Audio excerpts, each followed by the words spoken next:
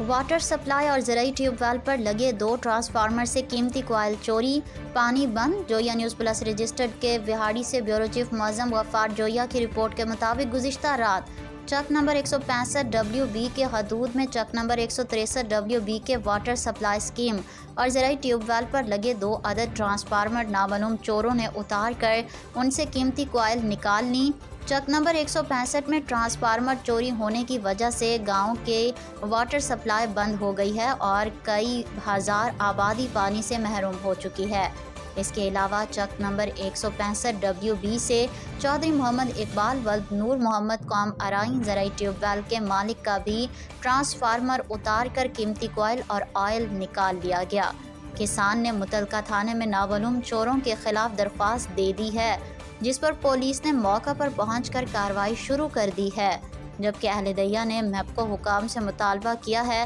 کہ water supply scheme کا transformer جلد لگایا جائے تاکہ پانی کی سپلائی بحال ہو سکے۔